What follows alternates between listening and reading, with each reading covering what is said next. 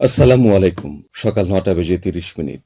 আজ মঙ্গলবার। বাংলাদেশ বেতার, কক্সবাজার। স্থানীয় খবরে স্বাগত জানাচ্ছি এম সানাউল হক। উচ্চশিক্ষার বর্তমান অবস্থা এবং ভবিষ্যৎ দিক নির্দেশনা ২০২৬ শীর্ষক ৩ দিনব্যাপী দক্ষিণ এশীয় আঞ্চলিক সম্মেলন আজ মঙ্গলবার শুরু হবে।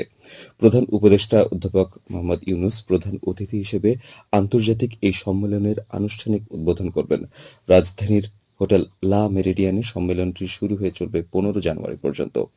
গতকাল বাংলাদেশ বিশ্ববিদ্যালয় মঞ্জুরি কমিশনের সচিব ড মোহাম্মদ ফখরুল ইসলাম এসব তথ্য জানান। সম্মেলনে যুক্তরাজ্য, মালদ্বীপ, মালয়েশিয়া, নেপাল, পাকিস্তান, শ্রীলঙ্কা সহ বিশ্বের বিভিন্ন দেশ এবং বিশ্বব্যাংকের প্রতিনিধি সহ মোট ৩০ জন আন্তর্জাতিক প্রতিনিধি অংশগ্রহণ করবে বলে এক সংজ্ঞা বিজ্ঞপ্তিতে জানায় ইউজিসি।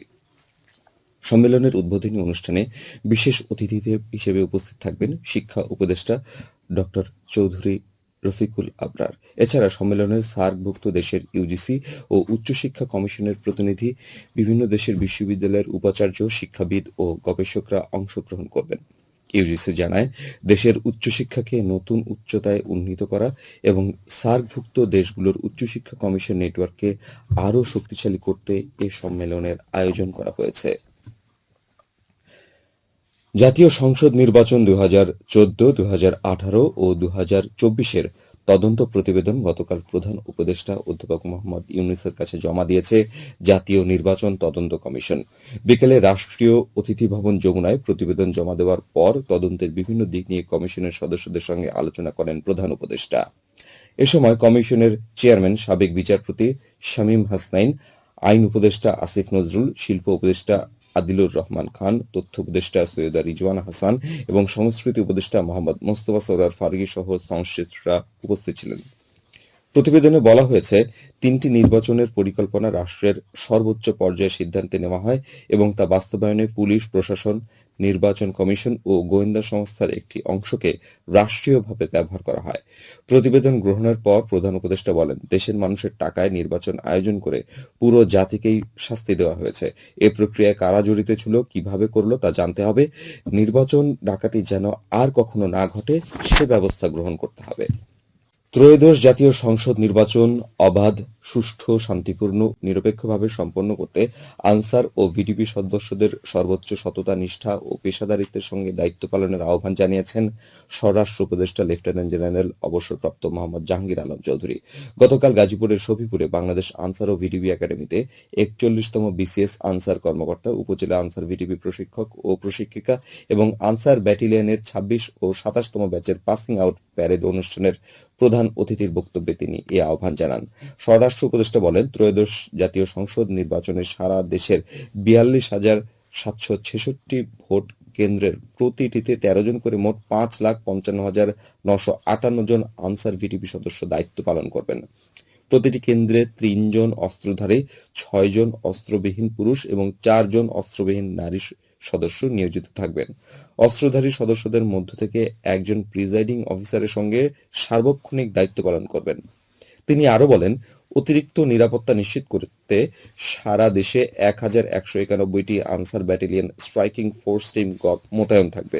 প্রতিটি টিমে ১০ জন করে মোট ১১,৯১০ জন সদস্য দায়িত্ব পালন করবেন, যা নির্বাচনী নিরাপত্তা ব্যবস্থাকে আরও সুসংহত করবে। এ সময় নির্বাচন প্রক্রিয়াকে প্রভাবিত করতে পারে এমন কোনো অনৈতিক, পক্ষপাতমূলক বা দায়িত্ব বহির্ভূত কর্মকাণ্ড থেকে আনসার সদস্যদের বিরত থাকার নির্দেশ দেন তিনি। নির্বাচনী দায়িত্ব পালনের জন্য প্রায় ৪.৫ লাখ সদস্যকে এসটিডিএমএস সফটওয়্যারের মাধ্যমে তালিকাভুক্ত করা হয়েছে বলেও জানান তিনি। অনুষ্ঠানে স্বরাষ্ট্র উপদেষ্টা প্যারেড পরিদর্শন ও অভিবাদন গ্রহণ করেন। ঈদগাঁও উপজেলার পোকখালী ইউনিয়ন যুবলীগের সহসভাপতি শাহীন আরাফাত শিকদার সহ ৭ জনকে গ্রেফতার করেছে পুলিশ। গোপন সংবাদের ভিত্তিতে ঈদগাঁও থানা পুলিশ গতকাল এক অভিযানে তাদের গ্রেফতার করে। আরাফাত শিকদারের বিরুদ্ধে নাশকতার পরিকল্পনা, এলাকায় বিশৃঙ্খলা সৃষ্টি সহ বেশ কিছু সুনির্দিষ্ট অভিযোগ ও মামলা রয়েছে বলে থানা সূত্রে জানা গেছে। ঈদগাঁও থানার ভারপ্রাপ্ত কর্মকর্তা এটিএম সিফাতুল মাজদার জানান, এলাকায় শান্তি শৃঙ্খলা ও নিরাপত্তা বজায় রাখতে এ ধরনের অভিযান চলমান থাকবে। এছাড়া উপজেলার বিভিন্ন স্থানে পৃথক অভিযানে এক নারী সহ আরও ৬ জনকে আটক করেছে একই থানা পুলিশ। টেকনাফে র্যাব 15 অভিযান চালিয়ে 1 লাখ পিস ইয়াবা সহ এক মাদক পাচারকারীকে আটক করেছে। র্যাবের মিডিয়া কর্মকর্তা ও সহকারী পুলিশ সুপার আম ফারুক স্বাক্ষরিত এক প্রেস বিজ্ঞপ্তিতে গতকাল এ তথ্য নিশ্চিত করে জানানো হয়। গোপন সংবাদের ভিত্তিতে গতকাল র্যাব 15 টেকনাফ ক্যাম্পের একটি আভিযানিক দল উপজেলার সদর ইউনিয়নের হাবিরপাড়া এলাকায় শাহপুরের দ্বীপ সড়কে অভিযান পরিচালনা করে। অভিযানে টেকনাফগামী একটি সিএনজি চালক সাইফুল ইসলামকে আটক করা হয়। পরবর্তীতে তার স্বীকারোক্তি মতে সিএনজি থেকে 1 লাখ পিস ইয়াবা উদ্ধার করা হয়। আটক সাইফুল ইসলামের বিরুদ্ধে সংশ্লিষ্ট থানায় মামলা রুজু করে সিএনজি সহ টেকনাফ মডেল থানায় হস্তান্তর করা হয়েছে। এখন জানিয়ে দিচ্ছি বাঁকখালী নদীর মোহনা ও সংলগ্ন এলাকার সামুদ্রিক জোয়ার ভাটার সময়সূচি। আজ ভাটা শুরু হয়েছে ভোর 5:57, চলবে দুপুর 12:39 পর্যন্ত। জোয়ার শুরু হবে দুপুর 12:39, চলবে সন্ধ্যা 6:41 পর্যন্ত।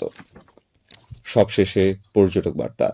পর্যটন নগরী কক্সবাজারে আগত ভ্রমণ পিয়াসুদের সাগরের পানিতে নামার পূর্বে সাবধানতা অবলম্বন করার জন্য অনুরোধ করা হচ্ছে। যারা সাঁতারে দক্ষ নন তাদের পানিতে বেশি দূর যাওয়া উচিত নয়। ভাটার সময় স্রোতের সাগরমুখী টান প্রবল হওয়ায় সাগরের গভীরে ভেসে যাওয়া এমনকি প্রাণহানির আশঙ্কা থাকে। সেই সাথে পর্যটকদের স্বাস্থ্যবিধি মেনে চলার পরামর্শ দেওয়া হচ্ছে। খবর শেষ হলো। আমাদের পরবর্তী খবর প্রচারিত হবে আজ দুপুর 2:30।